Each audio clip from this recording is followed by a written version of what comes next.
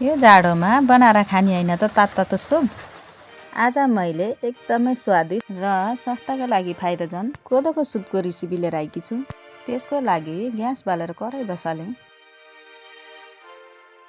कराई तातिसकेपछि घिउ हालेँ।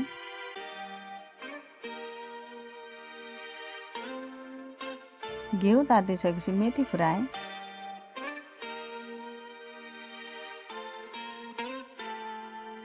मेथी फुरिसकेपछि ज्वानो फुराएँ। त्यसपछि लसुन राखेँ र चलाउँदै फ्राई गरेँ।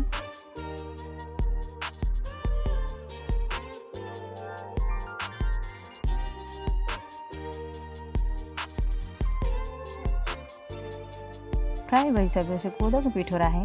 कोदोको पिठो राखिसकेपछि चलाउँदै भुटेँ।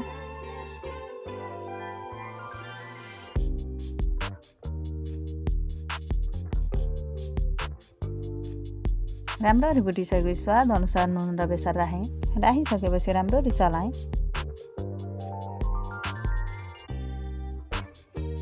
त्यसपछि थोरै पानी राखेर चलाएँ। सुरुमा थोरै पानी राखेर चलायो भने डल्ला पर्दैन।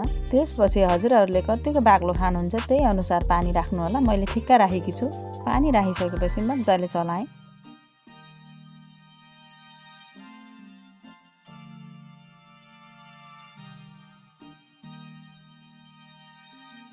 चलाइसकेपछि उम्लिनको लागि छोड्देँ। हेर्न सक्नुहुन्छ हजुरहरूले उम्लिसकेको छ। चलाएर म ग्यास बन्द गर्छु।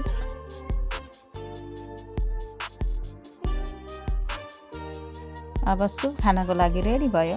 हजुरहरूले यो सुप कि बिहान कि दिउँसो खान सक्नुहुन्छ।